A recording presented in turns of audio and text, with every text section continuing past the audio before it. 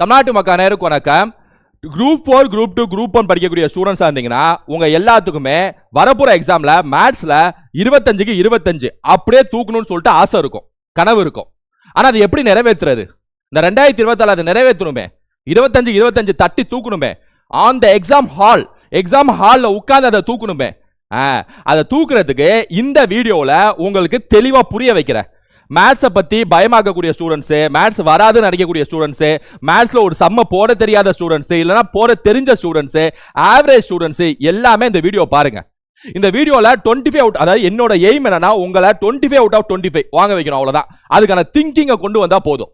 ஒவ்வொரு டாபிக் அதுக்கான ஃபார்முலாங்கிறது வேற, அந்த சம்மை எப்படி போடுறதுங்கிறது வேற. அதே மாதிரி அந்த திங்கிங், அந்த தாட் ப்ராசஸை மாத்தி விட்டேன்னு வைங்களேன், உங்க பிரெயினை மாத்தி விட்டேன்னா போதும், எனக்கு நீங்களே ஆட்டோமேட்டிக்கா போட ஆரம்பிச்சிருவீங்க. அது எந்த டாபிக் வேணா இருக்கட்டும். அப்புறம் ஃபார்முலா, அப்புறம் ஷார்ட் கட் எல்லாம் அப்புறம் தான், ரைட்டா?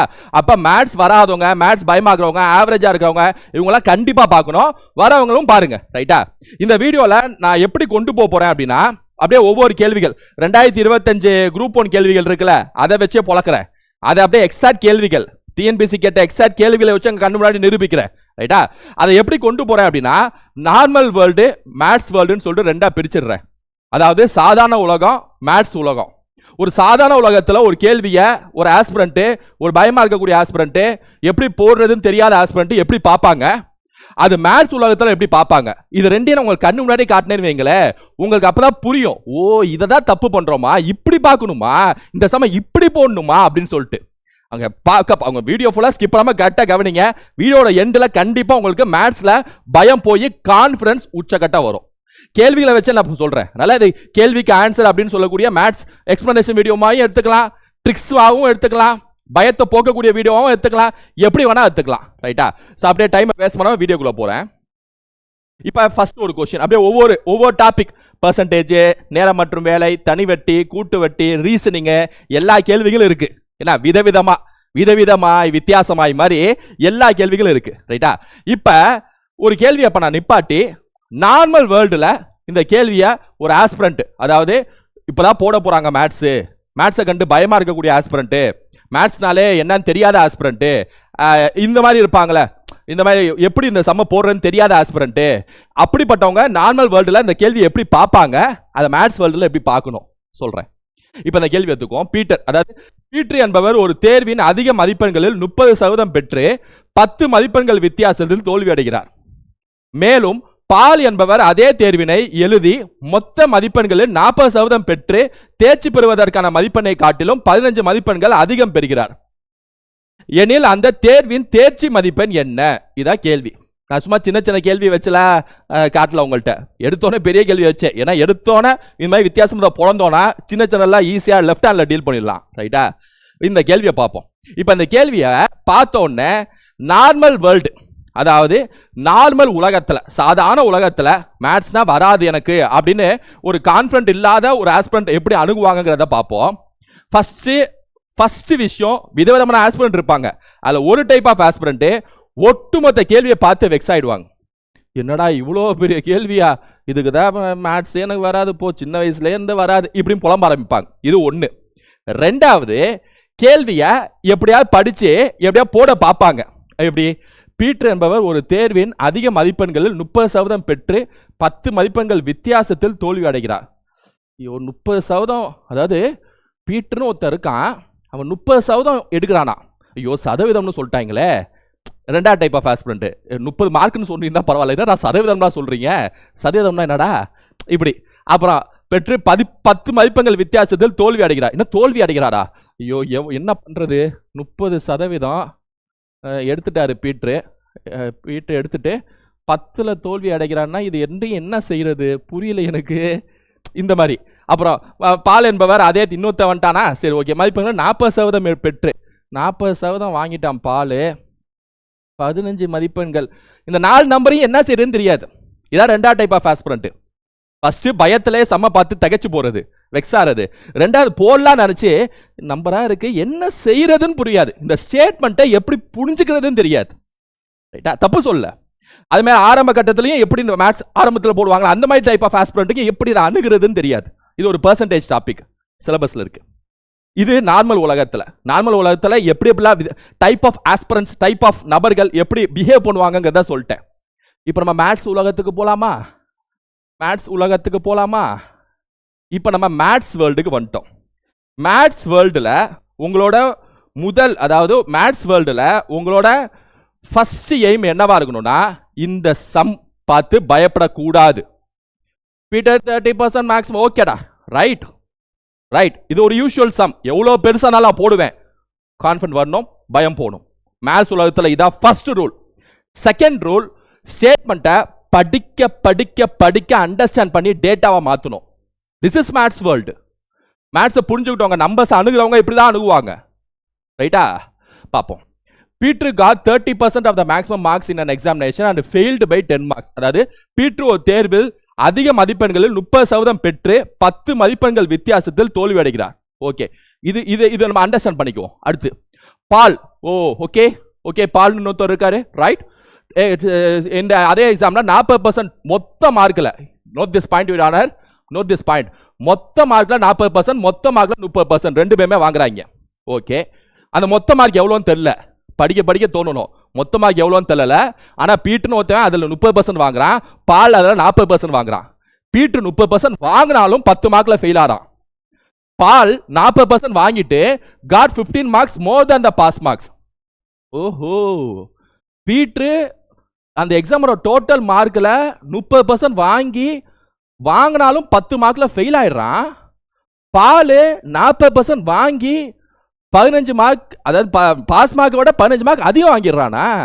ஒருத்தன் பாஸ் மார்க்கு ஒன்று இருக்கு, அதுல இருந்து ஒரு 10 மார்க் கம்மியாக ஃபெயில் ஆகிறான். இன்னொருத்தன் பாஸ் மார்க்கை விட அதிகமாக 15 மார்க் வாங்கிடுறான். இந்த புரிதல் வருதா? இது அப்படியே யோசிக்கணும். பீட்ரு ஒருத்தன், பால் ஒருத்தன் 30%, 40%, 10 மார்க்ல ஃபெயில் ஆகிறான், 15 மார்க் அதிகமாக வாங்குறான். What are the passing marks in the examination? அந்த பாஸ் மார்க் எவ்வளோன்னு கேட்குறாங்க. ஓகே, ஃபர்ஸ்ட் இதை அண்டர்ஸ்டாண்ட் பண்ணுறது தான் முக்கியம். சரியா? மேத்ஸ் வேர்ல்டில் செகண்ட் என்ன செய்யணும்? டேட்டாவை மாற்றணும். இதுதான் ரொம்ப முக்கியமான ஸ்டேஜ். பீட்டர் என்பவன் ஒரு தேர்வில் அதிக மதிப்பெண்கள் 30% பெறுகிறான் அப்படின்னா, மேத்ஸ்ல ஒரு ரூல் இருக்கு, முக்கியமான ரூல். ஒரு விஷயம் தெரியல அப்படின்னா அதை எக்ஸ் தான் வைக்கணும். அது அந்த கலையை கத்துக்குங்க. தெரியாத ஒன்று எக்ஸ், இன்னொன்று தெரியாததை ஒய், இன்னொன்று தெரியாதது இசட். இந்த மைண்ட் செட் ஆயிடுங்க. நீங்களாம் என்ன யோசிக்கணும்? ஐயோ எக்ஸ் ஒய்னு வந்தாலே நம்ம பதட்டம் ஆயிடும். அப்பெல்லாம் இல்லை. தெரியாத ஒன்று எக்ஸ் நான் எடுத்துக்கிறேன், அதுலேருந்து போட்டு பார்க்குறேன், அப்படி. ரைட்டா? இப்போ இதில் என்ன நமக்கு தெரியல அப்படின்னா, அதிக மதிப்பெண், மொத்த மதிப்பெண், அது டோட்டல் மார்க்ஸ் இருக்குல்ல, மேக்ஸிமம் மார்க்ஸ், இந்த எக்ஸாமில் டோட்டல் மார்க்ஸ் அது என்னன்னு தெரியல. அந்த டோட்டல் மார்க்கை தான் நம்ம எக்ஸ்னு வச்சுக்க முடியும், வேற வழியே இல்லை. ஏன் அப்படி சொல்றேன்னா, அந்த பீட்டருக்கு அவன் அந்த டோட்டல் மார்க்குக்கு 30% வாங்குறான் அப்படின்னா என்ன அர்த்தம் தெரியுமா? இதான் டோட்டல் மார்க்கா? இந்த மார்க்குக்கு 30% அப்படின்னா 30/100ன்னு அர்த்தம். இதை அண்டர்ஸ்டாண்ட் பண்ணிக்கங்க. பெர்சன்டேஜ்னா கீழே 100 போடணும். டோட்டல் மார்க்குக்கு 30%னா எக்ஸ் இன்டூ 30/100, ரைட்? பீட்டர் வாங்கிட்டான், இது பீட்டரோட மார்க்கு.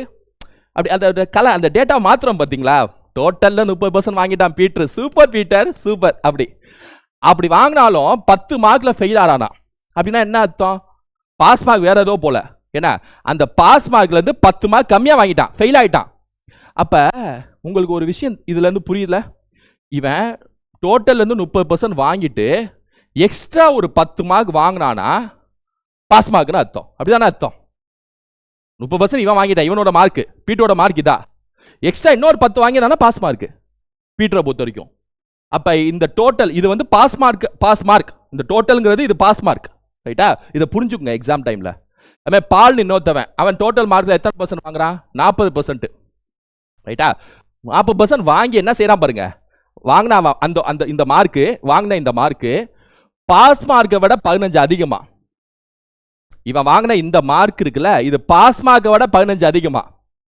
அப்ப இவன் மார்க்ல இருந்து ஒரு 15 கழிச்சா பாஸ் மார்க்கு வந்துடலாமா?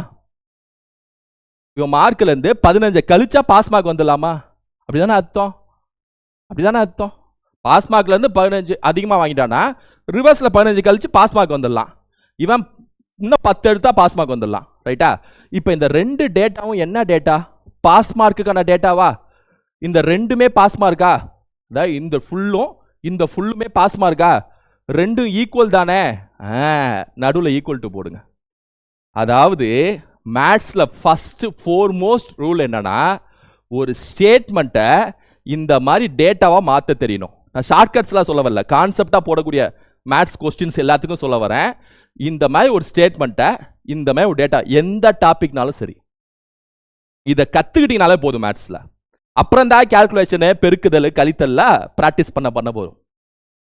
அப்ப இப்ப நம்ம இதுல என்ன பண்ணிருக்கோம்னா, pass mark is equal to pass mark. இந்த கேள்விப்படி இவன் 30% எடுத்து 10 மார்க் எடுத்தா பாஸ், இவன் 40% எடுத்து 15 மார்க் அதிகமாத்தனால -15 போட்டா பாஸ். அப்படி இப்போ இது ஈக்குவல்னால நம்ம எக்ஸலா ஒரு சைடு, நம்பர்லாம் ஒரு சைடு எடுத்துட்டு போகணும் மேத்ஸை பொறுத்த வரைக்கும். இப்போ எக்ஸலா ஒரு சைடு அப்படின்னா இந்த 30x/100 அந்த சைடு கொண்டு போயிடலாம். ஆல்ரெடி இங்கே 40x/100 இருக்கு. இது அப்படியே அங்கே கொண்டு போயிட்டோம்னா மைனஸ் ஆகும். ஏன்னா ஈக்குவல் டு இந்த சைடு ப்ளஸ்ல இருந்துச்சுன்னா அந்த சைடு போடப்ப மைனஸ் ஆகும். நம்ம இங்கிட்டு 10 இருக்கு, இந்த -15 இந்த சைடு எடுத்துருவாங்க, +15. ரைட்டா? 10 + 15 என்ன? 25. 100 100 எல்சிஎம்ஏ 100 தானே. இதெல்லாம் பேசிக் மேத்ஸ், இதெல்லாம் நீங்கள் கண்டிப்பாக ஆரம்பத்தில் கற்றுக்கணும். ரைட்டா? ஸோ கீழே 100 100னா எல்சிஎம் 100ன்னு அர்த்தம். மேலே அப்படியே 40x - 30xன்னு வரும். 40x - 30x என்ன? 10x/100 equal to 25. கரெக்டாங்க? இதை தான் இங்கே எழுதியிருக்கேன், வேற எதுவும் எழுதலை, இதை தான் இங்கே எழுதியிருக்கேன். ஸோ சிம்பிளாங்க, டோட்டல் மார்க்கில் 30% பீட்டர் இருக்கிறான், ப்ளஸ் 10 போட்டால் பாஸ் மார்க். பாஸ் மார்க்னு ஒன்று இருக்குது, அது என்னன்னு தெரியல, அதனால பாஸ் மார்க்னு ஒன்று. ரைட்டா? இவன் எக்ஸ்ட்ரா 15 எடுத்துட்டான், -15 போட்டால் பாஸ் மார்க். நீங்கள் ரெண்டுக்கு ஒரு டேட்டா ஃபிக்ஸ் பண்ணி 2 ஈக்குவல் பண்ணி விட்டால் முடிஞ்சு. பெரும்பாலான சம்ஸ் இப்படி தான். ஸோ இங்கே எக்ஸ் கண்டுபிடிக்கணும். 25 × 100/10. ரைட்டா? இந்த 100 மேலே போயிடும், 10 கீழே வந்துடும். இது பேசிக். 1 கேன்சல் ஆகிடும், 250ன்னு வருது. 250 ஆன்சரா பாப்பாமா அப்படின்னு பார்க்காதீங்க, கொஞ்சம் வெயிட் பண்ணுங்க. 250ங்கிறது எக்ஸ். இந்த எக்ஸ் எது டோட்டல் மார்க், அதான் இந்த மேக்ஸிமம் மார்க். மொத்தம் எக்ஸாமில் டோட்டலாக எவ்வளோ மார்க்குங்க? இப்போ டிஎன்பிஎஸ்சி எக்ஸாம்னா 200 கேள்விகள் 300 மார்க், அது டோட்டல் மார்க் எக்ஸ் 250. ஆனால் இங்கே கேட்குறது என்ன பாருங்க, வரவாத பாசிங் மார்க் கேட்குறாங்க. பாசிங் மார்க், அதாவது தேர்ச்சி பெற்ற அந்த மார்க் என்ன, அந்த பாஸ் மார்க் என்ன அப்படின்னு சொல்லி கேட்குறாங்க. இப்போ பாஸ் மார்க் எக்ஸ் 250 ஆன்சர் இல்லை, இது டோட்டல் மார்க். பாஸ் மார்க் தான் கேட்குறாங்க. இதில் எங்க பாஸ் மார்க் இருக்கு? இந்த பாக்ஸ் இல்லைன்னா இந்த பாக்ஸ், இந்த 2 பாக்ஸுமே பாஸ் மார்க் தான். பிஎம்னா பாஸ் மார்க்.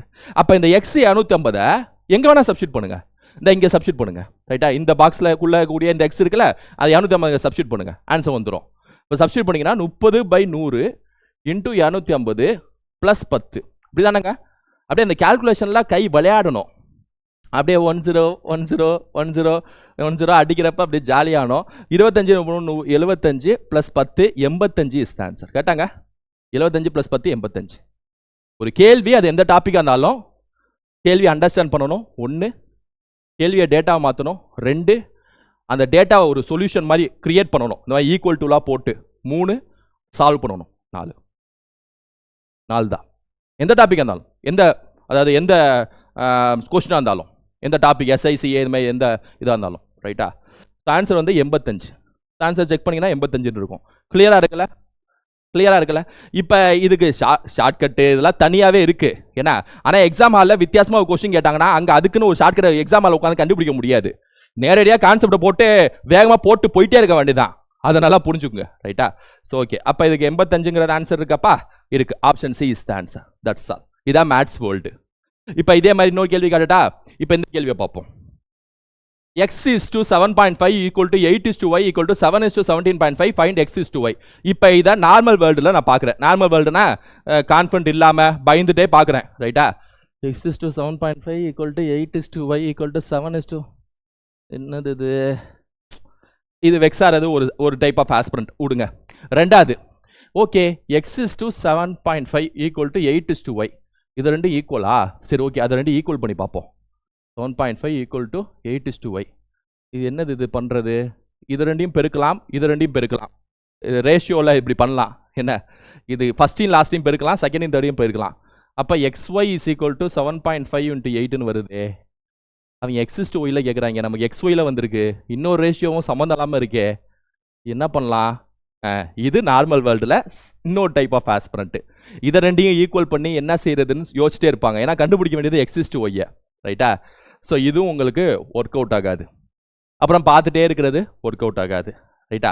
சரி, இப்போ மேத்ஸ் வேர்ல்டுக்குள்ளே போகலாமா? மேத்ஸ் வேர்ல்டுக்குள்ளே ஹேண்டில் பண்ணக்கூடிய நம்பர்ஸ் ஹேண்டில் பண்ணிடுவேன் அப்படின்னு கான்ஃபிடன்ட் வளர்த்துட்டு மேத்ஸ் வேர்ல்டுக்குள்ளே இந்த சம்மை பார்க்கலாமா? அதே சம் தான். ஓகே, இப்போ நான் மேத்ஸ் உலகத்துக்குள்ள மேத்ஸ் எனக்கு ரொம்ப பிடிச்சிருக்கு அப்படின்னு சொல்லி உலகத்துக்குள்ள குதிச்சிட்டேன். இப்போ பார்க்குறேன் x is to 7.5 is equal to 8 is to y equal to 7 is to 17.5. Find x is to y. Okay okay, எனக்கு வேண்டியது எக்ஸும் ஒய்யுமா? ஓகே, எனக்கு வேண்டியது எக்ஸ் ஒரு சைடு ஒய் ஒரு சைடு. எக்ஸ் வேணும் ஒய் வேணும். இங்கே வந்து எக்ஸும் நம்பரும் இருக்கு. ஓகே, இங்கே ஒய்யும் நம்பரும் இருக்கா? சரி, இங்கே நம்பரும் இருக்கா? அட மூணுமே ஈக்குவல் டுவா? ரைட்டு ரைட்டு, மூணுமே ஈக்குவல் டு. இது இது இது இது எல்லாம் ஈக்குவல்.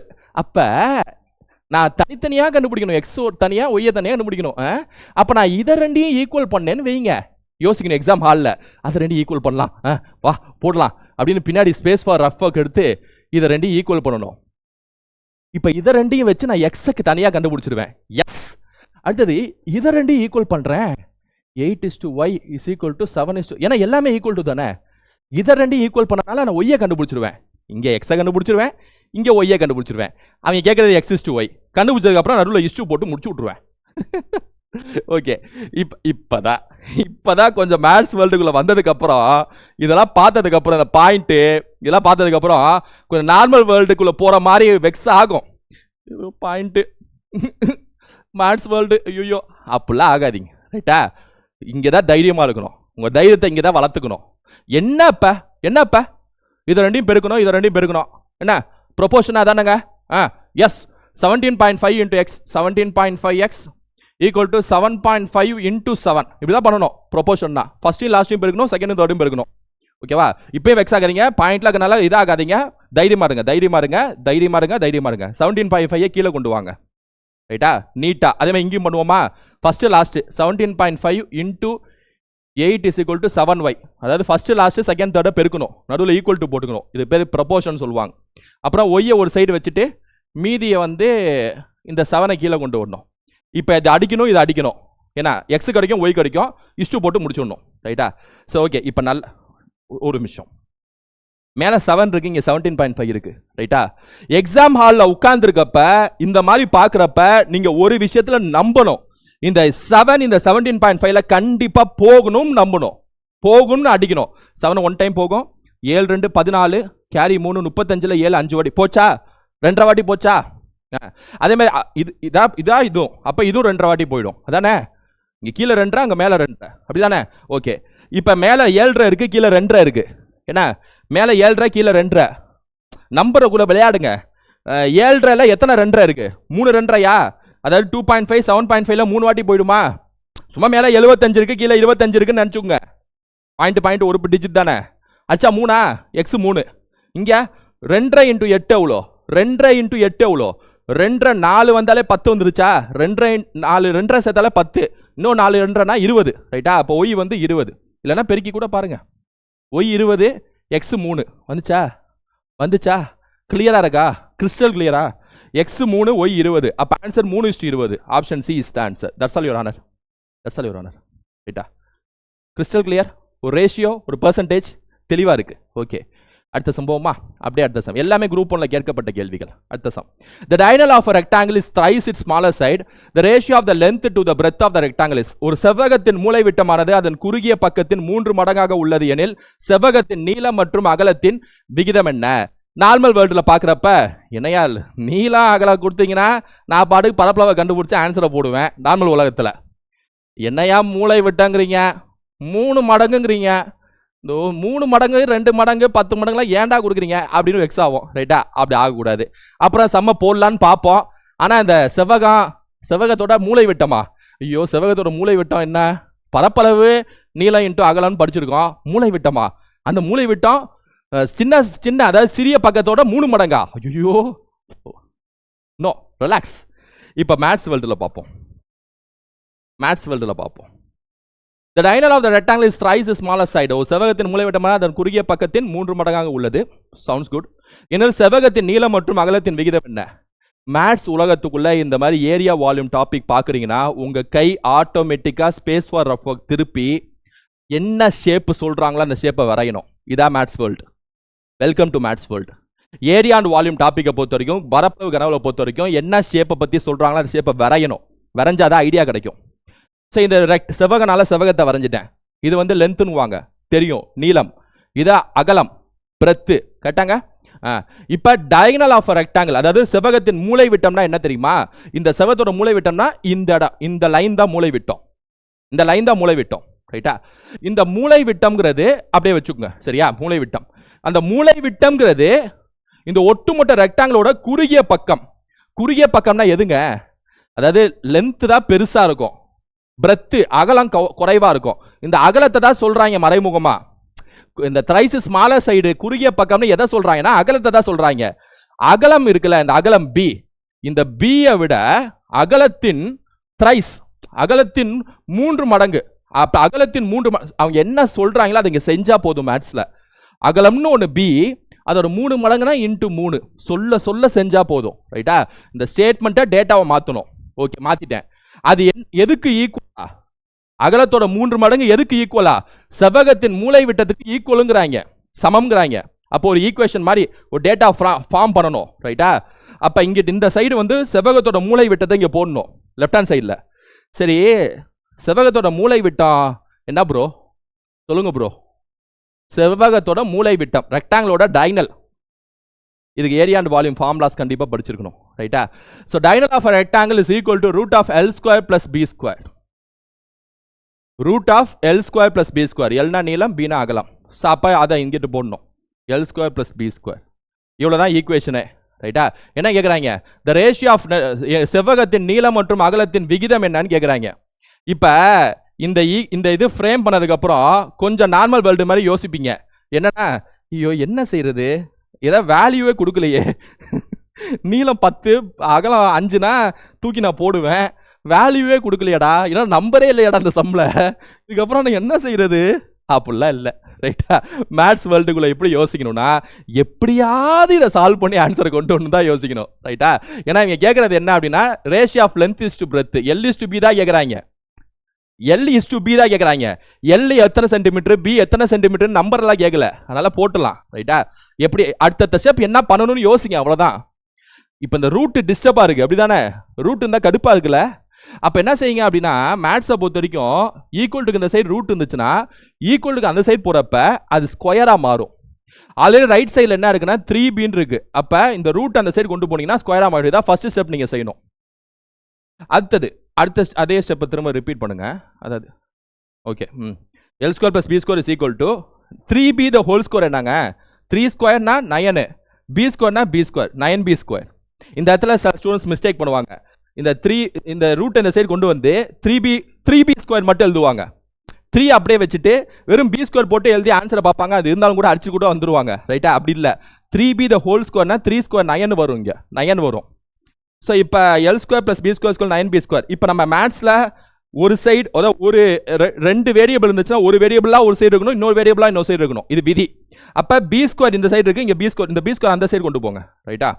அப்ப என்ன ஆகும் அப்படின்னா, L square is equal to 9b square minus B square. அப்ப 8b ஸ்கொயர் வந்துருமா? இந்த மாதிரி ஒரு ஸ்டெப்ல ஸ்கிப் பண்ணிடுங்க, டைம் வேஸ்ட் எழுதுறப்ப. ரைட்டா? ஸ்கிப் பண்ணி ஆன்சரை கொண்டு வரணும். L square is equal to 8b square. இப்போ என்ன செய்யணும்னா, நமக்கு L is to B தான் கேட்குறாங்க. இப்போ இந்த B ஸ்கொயர் எப்படி கீழே கொண்டு வாங்க. L square by B square is equal to 8/1 அப்படின்னு எழுதுங்க. நான் ஏன் இப்படி எழுதுறேன் அப்படின்னா, ratio L is to B நாலும் ஒண்ணுதான், L by B நாலும் ஒண்ணுதான். டிவிஷன் தான் ரேஷியோ, மேலே கீழே போடுறதா ரேஷியோ. ரைட்டா? அதனால மேலே கீழே ஃபர்ஸ்ட் நான் கொண்டு வரணும், அப்பதான் ஆன்சர் கொண்டு வர முடியும். So okay, L square by B square is equal to 8:1 வந்துருச்சு. ஆனால் நம்ம கண்டுபிடிக்க வேண்டியது L by B மட்டும் தான். அப்போ இந்த 2 ஸ்கொயர் என்ன சைடு பண்றது? அப்படியே அந்த சைடு ரூட்டா மாத்திருங்க. அப்போ அந்த சைடு ரூட்டா மாத்தீங்க அப்படின்னா என்ன வரும் அப்படின்னா, L by B is equal to √8/√1 வரும். கரெக்டா? அப்படியே ரூட் ஸ்கொயர் இந்த சைடு போனா ரூட் இந்த சைடு போனா ஸ்கொயர். அப்ப √8/√1 அப்படின்னா என்ன வரும் உங்களுக்கு? √1ங்கிறது 1 தான். √8 என்ன வரும்? √8 கண்டுபிடிக்க முடியாது. அப்ப என்ன செய்யலாம் அப்படின்னா, இந்த 8ங்கிறத 4 × 2ன்னு எழுதலாம். அப்படி உள்ளுக்குள்ளே ஏதாவது பெருக்கி பண்ணிக்கலாம். ரைட்டா? 4 × 2ன்னு 8 எழுதிட்டோமா? இந்த 4க்கு ரூட் என்னன்னா 2. கரெக்டா?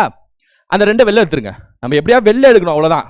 உள்ள பெரிய நம்பரை சுருக்கி உள்ள குட்டியெல்லாம் வெளில கொண்டு வரணும். ரைட்டா? என்னெல்லாம் சொல்ல வேண்டியதா இருக்கு.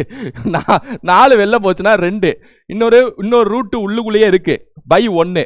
So 2√2 is to 1 answer. Option D is the answer. 2√2/1 அதாவது (1) ரைட்டா? நல்ல கேள்விங்க, நல்ல கேள்வி, சூப்பர். ஜாலியா போடணும் மேத்ஸை பொறுத்த வரைக்கும். அப்படியே அந்த L² B² 9B² அப்படின்ட்டு அப்படியே ஒரு மாதிரி அப்படியே போடக்கூடாது ரைட்டா? ஒரு அப்படியே எந்தூசியாஸ்டிக்காக போடணும், பெருசு பெருசாக எழுதுங்க, அப்போதான் நம்பிக்கை வரும். அடுத்தது 1600 is divided among P and Q in the ratio 5:3, then Q share is என்ன? நார்மல் வேர்ல்டில் பொறுத்த வரைக்கும் 1600 ரெண்டு பேத்துக்கு பிரிக்கிறாங்க, PQ ரெண்டு பேத்துக்கு பிரிக்கிறாங்க. ரெண்டு பேத்துக்கும் பிரிச்ச ரேஷியோ கையில் கொடுத்துருக்காங்க, அதாவது விகிதம். இந்த என்ன செய்யறது இந்த விகிதத்தை? ரெண்டு பேத்துக்கும் பிரிச்சு அதில் ஒருத்தவன் 800னா இன்னொருத்தவன் 800ன்னு சொல்லி ஆன்சர் வச்சிடலாம், ஒருத்தன் 1000 ரூபானா இன்னொருத்தன் 600ன்னு அடிச்சிடலாம். என்னடா இஸ்டுன்னு சொல்றீங்க, ரேஷியோன்னு சொல்றீங்க? அப்போ ரேஷியோனா என்ன? அந்த மாதிரி ஒரு விஷயங்கள்லாம் தெரிய வரணும் ரைட்டா? இப்போ மேத்ஸ் வேர்ல்டுக்குள்ளே போகலாம். இதே சம்ல 1600 P and Q என்ற இரண்டு நபர்களுக்கு 5:3 என்ற விகிதத்தில் பிரித்தால் Qவின் பங்கு என்ன? ஒரு ரேஷியோ பொறுத்த வரைக்கும் இந்த மாதிரி பங்கு கேட்குறாங்கன்னா எப்படி ஆன்சர் பண்ணுங்கிறத நான் சொல்கிறேன். இந்த மாதிரி சம் நிறைய வாட்டி கேட்டிருக்காங்க, இது எல்லாமே ரியல் சம்ஸ் நான் காட்டிட்டு இருக்கேன். இதில் நல்லா கவனிங்க, 1600 நம்பரு, 5:3ங்கிறது ரேஷியோ. ஒரு ரேஷியோனா எப்போவுமே டூப்ளிகேட், அது மட்டும் மைண்டில் வச்சுக்கோங்க, அது ஒரிஜினல் இல்லை. இப்போ இந்த 1600 ரெண்டு பேருக்கு பிரித்து கொடுக்குறானா, ஒன்று 5 இன்னொன்று 3, 5 3 கூட்டினீங்கன்னா 8 தானே வருது. என்ன 8 ரூபாயா? சொல்லுங்க உங்களதா 8 ரூபாயா? 1600 ரூபா. அப்போ இது டூப்ளிகேட்டு, அது ஒரிஜினல் இல்லை ரைட்டா? அதனால் அது எப்போ ஒரிஜினலாக மாறும் அப்படின்னா into X into X, 5x 3x இதான் ஒரிஜினல். 5x 3x ரேஷியோனா எப்போவுமே டூப்ளிகேட்டு, அதை எக்ஸால் பெருக்கிட்டீங்கன்னா அது ஒரிஜினல் ஆகிடும். அந்த எக்ஸுங்கிறது ஏதோ நம்பர், அதனால் ரெண்டு ஒரே நம்பராக தான் இருக்கணும். அதனால் இன்டூ எக்ஸ் 5x 3x இதான் ஒரிஜினல் ரைட்டா? இது நல்லா புரிஞ்சுக்கோங்க. இப்போ இது எப்படி வேணா போடலாம், நான் எக்ஸை வச்சு போட்டு காட்டுறேன் ரைட்டா? ஒரிஜினல். இப்போ 1600 அமௌண்ட்டு, டோட்டல் அமௌண்ட்டு ரெண்டாக பிரிக்கிறாங்களே, அதில் P வந்து 5x, Q வந்து 3x. நீங்கள் ரெண்டாக பிரித்து ரேஷியோனா அப்படி தான் சொல்லணும்.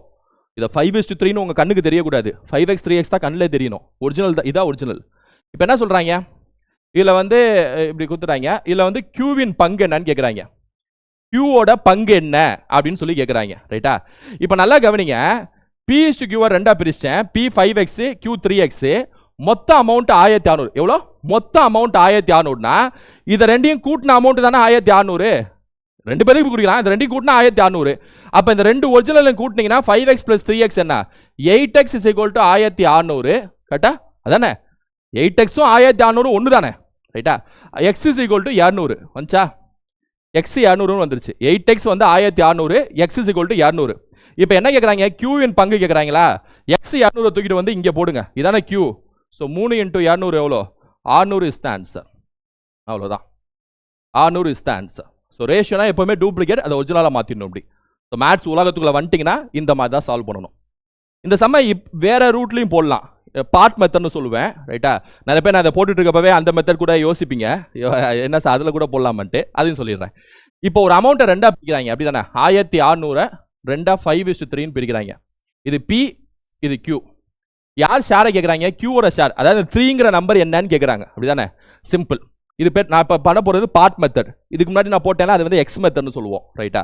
ஸோ ஓகே, இப்போ இந்த 3யை வந்து இப்படி வச்சு எழுதிக்குங்க. ஓகே, பை ரெண்டையும் கூட்டினா அவ்வளோ 8, அந்த 8 கீழே எழுதுங்க. அதாவது என்ன அர்த்தம்னா, டோட்டல் Pயும் Qயும் சேர்த்து டோட்டல் 8, அந்த 8ல் 3 பங்கு வந்து Q ஓடுது அப்படின்னு அர்த்தம். 8க்கு 3 வந்து Q ஓடுதுன்னு அர்த்தம். அதான் அர்த்தம் இங்கே மீனிங். இந்த மாதிரி பண்ணியிருக்கேன்ல அதுக்கு. இப்போ டோட்டல் அமௌண்ட் எவ்வளோ? 1600. அதை இன்டூ பண்ணுங்க, Qவோட ஷேர் கிடச்சிடும். இன்டூ பண்ணுங்க, Qவோட ஷேர் கிடச்சிடும் ரைட்டா? எவ்வளோ? 8 1600 200 வாட்டி போகுமா? 200 × 3 600. ஸோ மேத்ஸ் உலகத்துக்குள்ள ஒரே செம்ம எக்ஸ் மெத்தட்லையும் காட்டிட்டேன், பார்ட் மெத்தட்லையும் காட்டிட்டேன். ஸோ ஒரு ரேஷியோ, ஒரு பெர்சன்டேஜ், விதவிதமாக ஒரு பரப்பளவு கனளவு வெரைட்டியாக பார்த்துட்டு இருக்கோம்ல, சூப்பர் ரைட். அடுத்த சம். ஓகே, அடுத்த சம் 5வது சம் ரைட்டா? அப்படியே வெரைட்டியாக பார்த்துட்டு இருக்கோம். Reasoning sum. இப்போ இது வந்து ரீசனிங் ரைட்டா? ஆப்டி ரீசனிங் ரெண்டு இருக்குல்ல ரீசனிங். ஸோ இதுவுமே வந்து நம்ம நார்மல் வேர்ல்டில் இந்த மாதிரி உருவப்பெரிய கேள்வி கேட்டால் தலை சுற்றிடும். என்னடா ABCD 5 பேர் வந்துட்டாங்களா, போச்சு முடிஞ்சு. 2 பேரே நமக்கு நாக்கு தரலும், இல்லை 5 பேரா முடிஞ்சு. அதில் என்னையா ஏஜுக்கு குத்துட்டிங்களாடா, போச்சு. சின்னவன் 17, பெரியவன் ஈங்கிறது 22, எஃப் வந்து பிக்கும் டிக்கும் நடுவில், ஏ வந்து பியோட ஓல்ட்ரு, சி வந்து டியோட ஓல்ட்ரு. எம்மா கேள்வி அப்படின்னு சொல்லிட்டு நமக்கே இதாகும். ரைட்டா? ஆகாம நம்ம மேத்ஸ் வேர்ல்டுக்குள்ளே வருவோம். ஸோ ஓகே, மேத்ஸ் வேர்ல்டுக்குள்ளே இப்போ வந்துட்டோம். ஓகே, இங்கே வாங்க. ரைட். ஓகே, ABCDEF 6 பேரா? சாரி, 6 பேர். 6 பேர் ஆகியோர் ஒன்று விட்ட சகோதரர்கள். அவர்கள் எந்த இரு சகோதரர்களும் ஒத்த வயதினர் இல்லை. சகோதரனால அடுத்தடுத்த வயசு தான் இருக்கும். என்ன சரி, ஓகே, பில்டப் இதெல்லாம். ஆனால் அனைவருக்கும் பிறந்த தினம் சமம். ஓகே, அவர்களின் மிக குறைந்த வயது உடையவர் 17 வயதும் மிக அதிக வயது கொண்ட 22 வயதும் உடையவர். இங்கதான் ஆரம்பிக்குது கேள்வியே. அதாவது மொத்தம் 6 பேர் இருக்காங்க. அதில் சின்னவன் வயசு 17, பெரியவன் வயசு 22. அந்த பெரியவன் யாருன்னா ஈன்னு சொல்லிட்டாங்க, ஆனால் சின்னவன் யாருன்னு சொல்ல. இப்போ நம்ம பெரியவன் ஈ இருக்கான்ல, அவனை இப்படி மேலே போட்டுக்குவோம். ஏன்னா அவன் வயசு அதிகமாக இருக்கு, மேலே போட்டுக்குவோம்.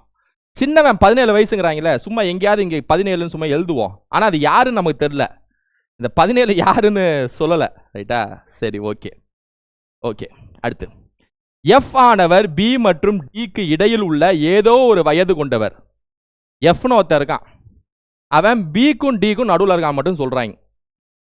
அப்பனா எஃப் வந்து பிக்கும் டிக்கும் நடுவில் இருக்கான் அப்படிதான் சொல்றாங்க. சும்மா நம்ம என்ன பண்ணலாம், இங்கே சும்மா இப்படி ஏதாவது பின்னு வச்சுக்குவோம். ரைட்டா? டி எங்கேயாவது இந்த இடத்துல எங்கிட்ட இருக்கான், இதா டின்னு சொல்லல, இங்கே இருக்கான். சும்மா ரேண்டமாக பி மேலே டி கீழே அப்படி இருக்கான். இந்த பிக்கும் டிக்கும் நடுவில் எஃப் அப்படி தானே சொல்கிறாங்க. ரைட்டா? இங்கே மேலே ஈ கொண்டு வந்துட்டேன், கீழே 17 யாருன்னு தெரில, அதை விட்டுருங்க. பிக்கும் டிக்கும் நடுவில் எஃப்ங்கிறாங்க, அப்படி தானே? ஆனால் பி எந்த பொசிஷன், இவனுக்கு கீழேயா இல்லை வேற யாரா இருப்பானான்னு தெரில நமக்கு. அதனால சும்மா ரேண்டமாக எங்கேயாவது பின்னு எழுதுங்க, டின்னு எழுதுங்க, நடுவில் எஃப் போடுங்க, வேறு வழி இல்லை. ஆனால் இங்கே கொஞ்சம் யோசிங்க. எஃப் ஆனவர் பிக்கும் டிக்கும் இடையில் உள்ளார் அப்படின்னு தான் சொல்றாங்க, தவிர கரெக்டாக பி மேலே தான் இருக்கான். அதாவது பி மூத்தவன், டி சின்னவன் சொல்ல, பிக்கும் டிக்கும் நடுவில் இருக்கான், அவ்வளோதான்.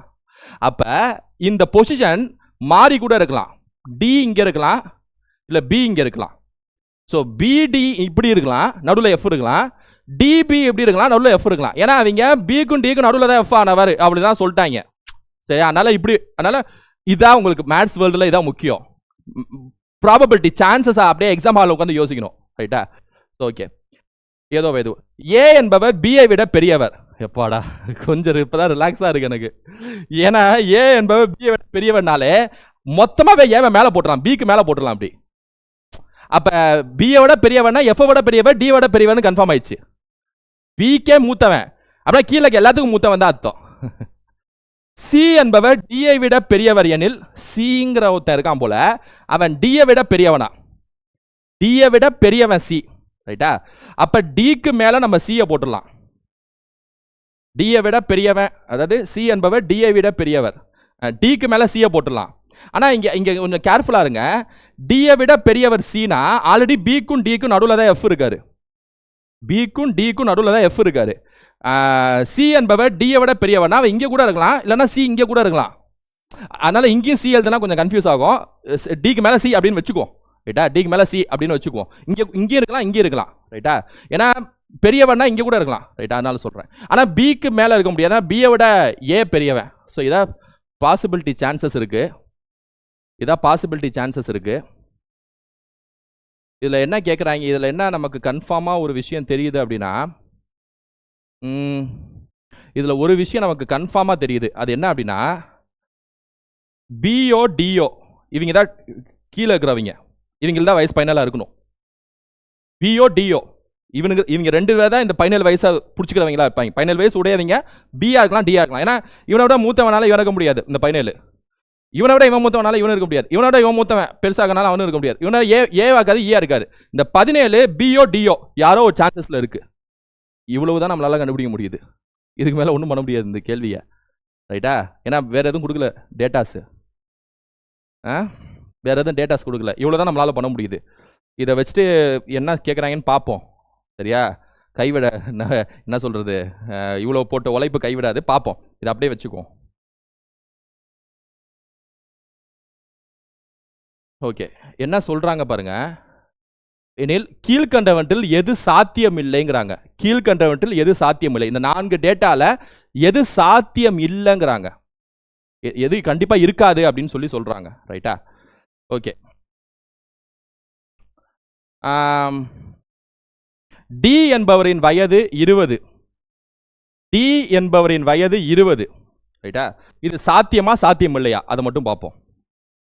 டி என்பவரின் வயது 20. சரி, இந்த 17 வயசு யாருக்கு சொன்ன? பிஓ டிஓ, அப்படிதானே? சப்போஸ் இந்த 17 வயசு பிஓ டிஓல பி தான் 17 வயசுன்னு கன்ஃபார்ம் ஆயிடுச்சுன்னா டி இங்க இருக்கான்.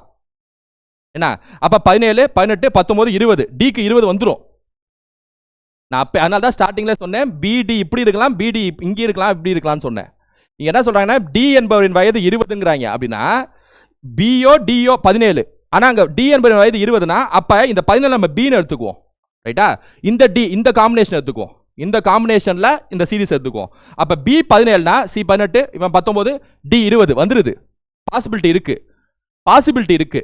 ஆனா இவங்க சாத்தியம் இல்லைங்கிறாங்க. அதனால இது ஆன்சரா இருக்காது. எது சாத்தியம் இல்லைங்கிறாங்க, நல்லா புரிஞ்சுக்கணும். கேள்வி அதான் நல்லா புரிஞ்சுக்கணும். எஃப் என்பவரின் வயது 18, இது சாத்தியமா சாத்தியம் இல்லையா? அவ்வளவுதான். இப்போ நமக்கு பிஓ டிஓ தான் 17. 17க்கு மேல எஃப், நான் தான் சொன்னேன்ல சி இங்கே இருக்கலாம், சி இங்கே இருக்கலாம்னு சொன்னேன்ல. அதனால 17க்கு மேல எஃப் 18 கூட இருக்கலாம், 17 மேல எஃப் 18 கூட இருக்கலாம். ரைட்டா? அதனால இதுவும் ஆன்சரா இருக்காது. எஃப் என்பவரின் வயது 19. சரி, இந்த சி இங்கே போடுங்க. இப்போ இந்த சி 18ன்னு வந்துட்டான், 17 18, எஃப் 19 வந்துருவான், அதுவும் இருக்கலாம். ரைட்டா? அதனால அதுவும் வாய்ப்பு இல்லை. எஃப் என்பவரின் வயது 20. அட இதை தானே நம்ம ஃபர்ஸ்ட் பார்த்துருக்கணும். எஃப் என்பவரின் வயது 20. எஃப் என்பவரின் வயது 20, இதான் ஆன்சரா இருக்கும்னு நினைக்கிறேன். ஏன்னா எஃப் என்பவரின் வயது 20 வாய்ப்பே இல்லை, வாய்ப்பே இல்லை. ஏன்னா 3 பொசிஷன் இவங்க தான். அப்ப இவன் 20னா ஏ 21, இ 22 அப்படியே பிடிச்சிருவாங்க. இங்க எங்கேயுமே எஃப் இல்லை, 20 சொல்லக்கூடிய இந்த எஃப் எங்கேயுமே இல்லை. அதனால எஃப் கீழே தான் இருக்கான். அதாவது 17 18 19 இந்த ரேஞ்சில், அது குறிப்பா 18 19 தான் எஃப் இருக்கான். 18 19 எஃபோட வயசு அப்படிதான் சொல்ல முடியும்.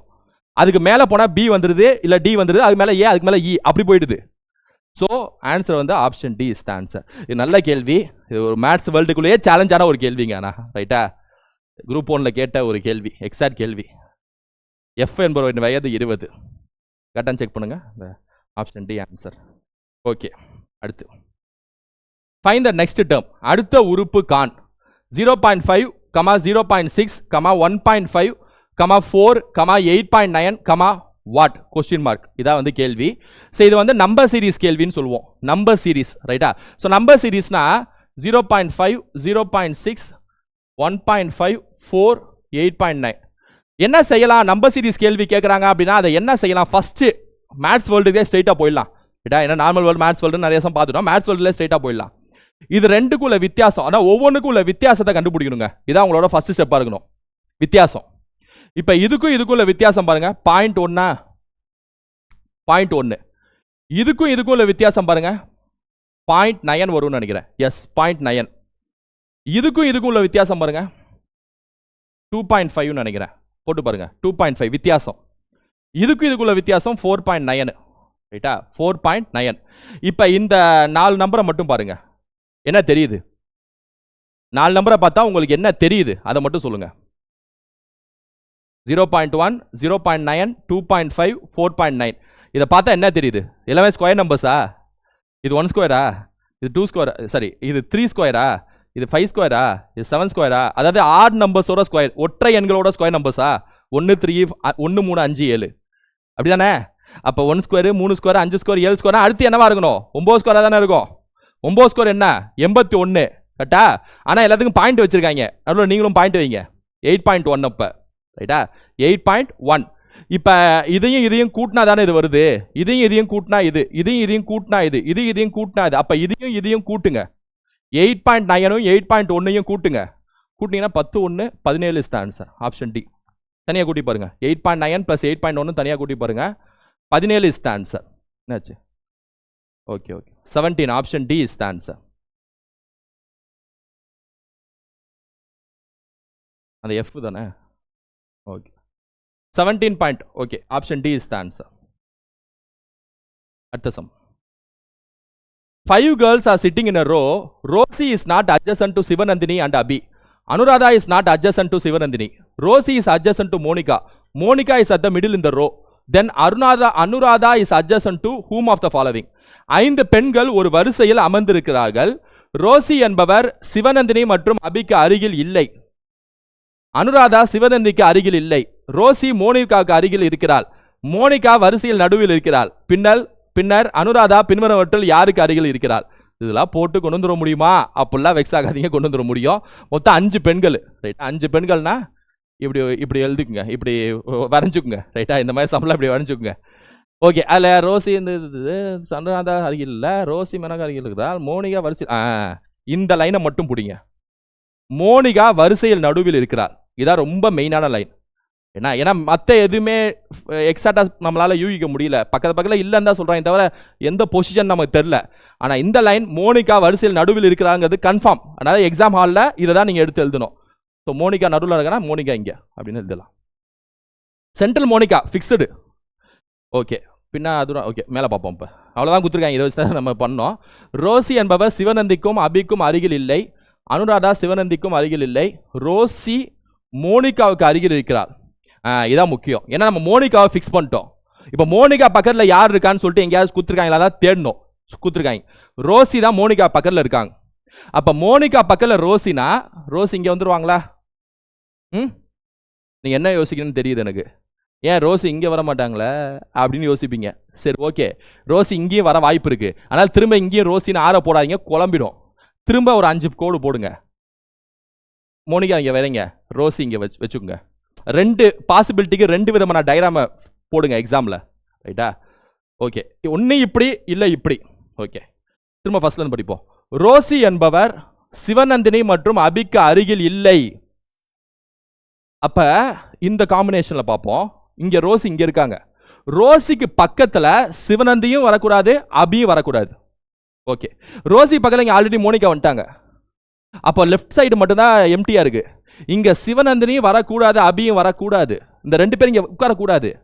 அப்ப ஆட்டோமேட்டிக்கா இந்த 2 பேரும் எங்க உட்காருவாங்கன்னா இந்த சைடு தான் உட்கார முடியும். அதாவது சிவநந்தினி இங்க, அபி இல்ல இங்க, இல்லைன்னா அபி இங்க, சிவநந்தினி இங்க, அப்படிதான் உட்கார முடியும். ஓகேவா? இந்த பாசிபிலிட்டியில. ஆனா இந்த பாசிபிலிட்டியில ரோசி பக்கத்துல சிவநந்தினி அபியும் வரக்கூடாதுன்னா இங்க இந்த இடத்துல வரக்கூடாது சிவநந்தினி அபியும். அப்ப ஆட்டோமேட்டிக்கா சிவநந்தினி இங்க உட்காரலாம், அபி இங்க உட்காரலாம், இல்லைன்னா அபி இங்க உட்காரலாம், சிவநந்தினி இங்க உட்காரலாம். இந்த பொசிஷன் தான் இருக்கும். ஸோ ஒன்று இது இல்லை இது, ரைட்டா? அப்போ எப்படி பார்த்தாலும் இந்த 2 டயக்ராமில் ரோசிக்கு பக்கத்தில் ஒரு காலி இருக்குது, அப்படி தானே?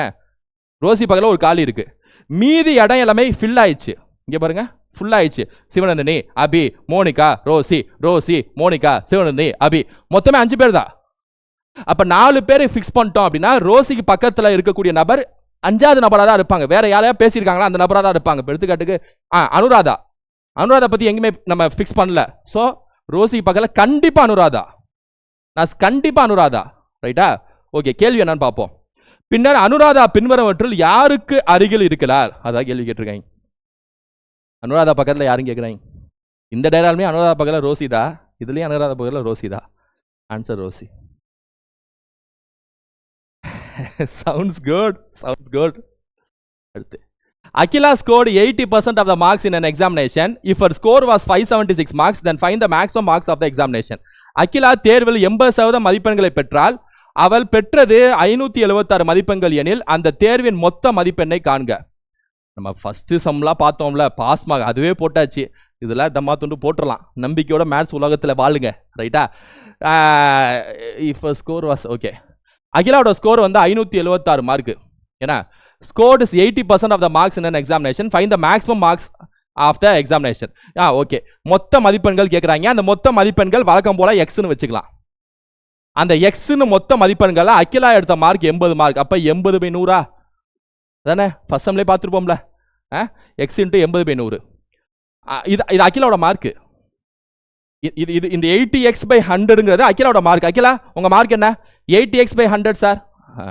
இது மார்க்கு. ஆனா என்ன சொல்றாங்கன்னா, if her score was 576. அப்பனா அகிலா பெற்ற மதிப்பெண்களை ஸ்ட்ரைட்டா கொடுத்துட்டாங்க 576ன்னு சொல்லிட்டு. அகிலா உங்க மார்க் என்ன? 80x/100. அகிலா உங்க மார்க் உண்மையான மார்க் என்ன? 576. ஏன்னா 576 கொடுத்துட்டாங்க. அப்பனா இதுல இருந்து என்ன தெரியுதுன்னா இதுவும் 576 ஒன்று தான், ரெண்டுமே அகில வாங்கின மார்க் தான். ஒன்றுல எக்ஸ் வச்சு சொல்றாங்க, இன்னொன்று 576 உண்மையான மார்க்கை சொல்றாங்க, அவ்வளோதான். நம்ம கண்டுபிடிக்க வேண்டியது எக்ஸ், அவ்வளோதான். எக்ஸ் இஸ் ஈக்குவல் டு 576, 100 மேலே போயிடும், 80 கீழே வரும், 8 7 56.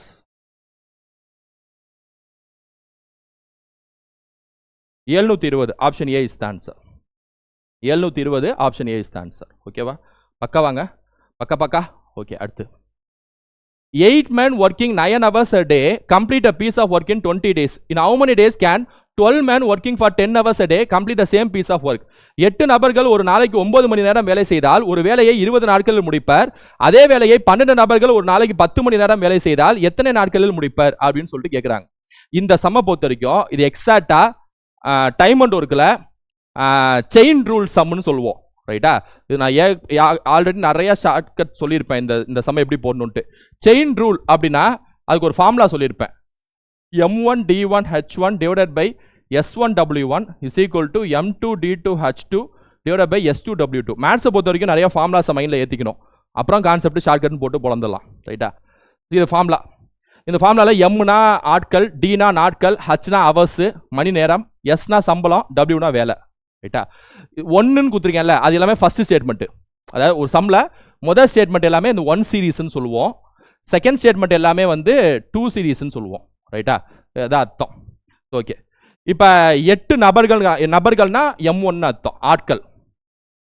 ஒரு நாளைக்கு 9 மணி நேரம், 9 மணி நேரம்னா H1 அர்த்தம், H1 வேலை செய்தால் ஒரு வேலையை 20 நாட்களில் முடிப்பார். இந்த 20 நாட்கள்னா D1 டேஸ், 20 டேஸ், 9 ஹவர்ஸ், 8 மென்னு.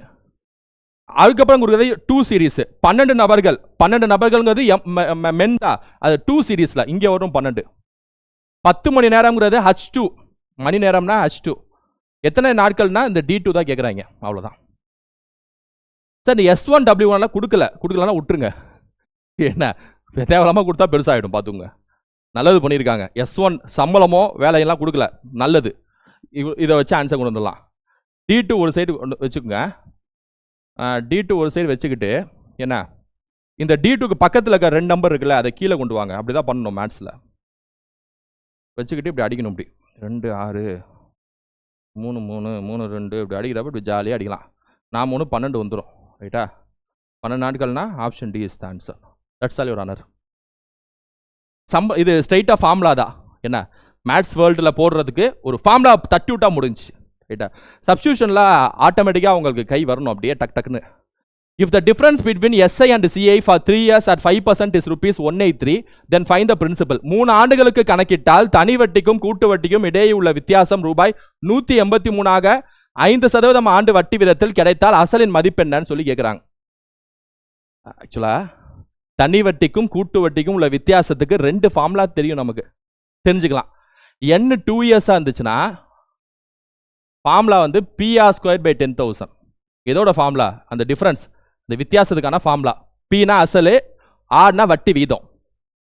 n 3 இயர்ஸாக இருந்துச்சுன்னா formula PR² / 10,000 bracket of 3 + R/100. இது shortcut formula is equal to difference. இது 2 ஃபார்முலாவை தெரியாதவங்க மட்டும் நோட் பண்ணிக்கோங்க, அவ்வளோதான், ரைட்டா? தெரியாதவங்க மட்டும் நோட் பண்ணுவீங்க. ஃபார்முலா தெரிஞ்சுக்கிறது எல்லாமே நம்ம கண்டிப்பாக தெரிஞ்சுக்கணும், ரைட்டா? அதுக்கு மேத்ஸ் வருதோ ஃபார்முலா கண்டிப்பாக மைண்டில் ஏற்றணும். அதனால் இதை தெரிஞ்சுக்கோங்க. ஓகேவா?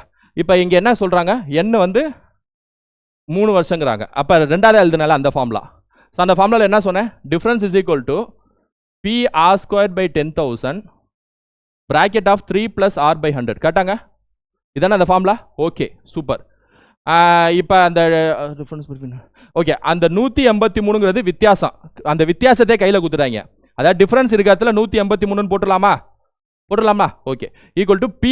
அசல் தான் கேட்குறாங்கன்னு நினைக்கிறேன். ஆமாம், அசல் தான் கேட்குறாங்க. அசல் மதிப்பு என்ன, இந்த P என்னன்னு கேட்குறாங்க. நல்லா Pனே வச்சுக்கோங்க, தெரியாததை அப்படியே வச்சுக்கணும் மேத்ஸில்.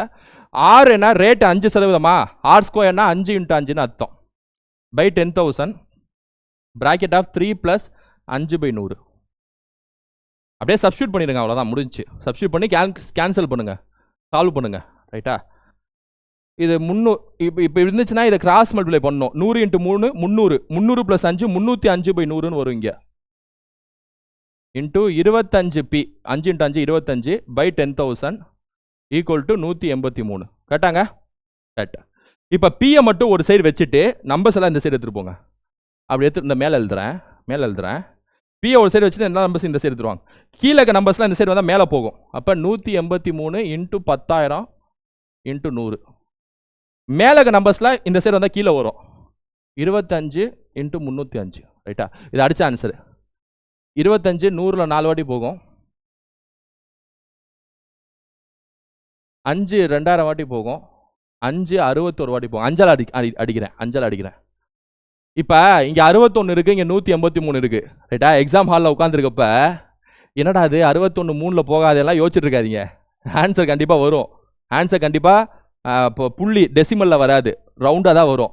அப்படின்னா நம்புங்க, 61 × 3 போட்டால் 183. 61 அடிங்க, 3 போட்டு பாருங்கள், வரணும். ரைட்டா? 3 × 2000 6000, 6000 × 4 24,000. Option C is the answer. ரைட்டா? பக்கா ஓகேவா? எவ்வளோ நேரம் ஆச்சு? ஓகே சரி, ஓகே. இன்னும் ஒரு 10 சம் 20 சம் நம்ம இந்த எல்லாமே குரூப் 1 கேள்விகள் 10 சம் இருக்குது. அதை நம்ம தனியாக அடுத்த இதில் பார்ப்போம். ஆக்சுவலாக இந்த வீடியோ எதுக்குன்னா சம்ஸை சால்வ் பண்ணுறது 1, போட்டு பார்க்குறத ப்ராக்டிஸ் பண்ணுறது 2, 3வது ஒரு நார்மல் வேர்ல்ட்லேருந்து மேத்ஸ் வேர்ல்டுக்கு எல்லாமே மாறணும். மேத்ஸ் போடுறாங்க அனைத்து நபர்களும் மாறணும். ஸோ நம்பர்ஸை விரும்ப ஆரம்பிங்க, நம்பர்ஸோட விளையாட ஆரம்பிங்க, இன்ட்ரெஸ்டாக ஆரம்பிங்க, கால்குலேஷனில் ஸ்ட்ராங் ஆகுங்க, பெருக்குதல் கழித்தல் கூட்டுதல் வகுத்தல் இது எல்லாத்துலேயும் ஸ்ட்ராங் ஆகுங்க. போட்டு பார்த்துட்டே இருங்க, இமேஜின் பண்ணுங்க, அடிங்க, டக்கு அடிக்க பழகுங்க. எல்லாத்தையும் பண்ணால் மேத்ஸ் முடிஞ்சு. ரைட்டா? வேறு எந்த விஷயமும் இல்லை, நீட்டாக பாஸ் பண்ணிடலாம். ஓகேவா? ஸோ எஸ் ஸ்டூடெண்ட்ஸ், அடுத்த செட் ஆஃப் கேள்விகளை நான் அடுத்த வீடியோவில் உங்களுக்கு நான் கொண்டு போகிறேன். இன்னும் நிறைய வீடியோஸ் முன்னாடி போட்டிருப்போம், அதுக்கான பார்ட்டும் அடுத்தது வந்துட்டு இருக்கோம். ரைட்டா? ஓஎஸ் ஸ்டூடெண்ட்ஸ், இந்த வீடியோ உங்களுக்கு யூஸ்ஃபுல் ஆகும்னு நினைக்கிறேன். உங்கள் ஃப்ரெண்ட்ஸ் ஷேர் பண்ணுங்கள். அடுத்த இன்னொரு வீடியோவில் சந்திக்கிறேன். Thank you students.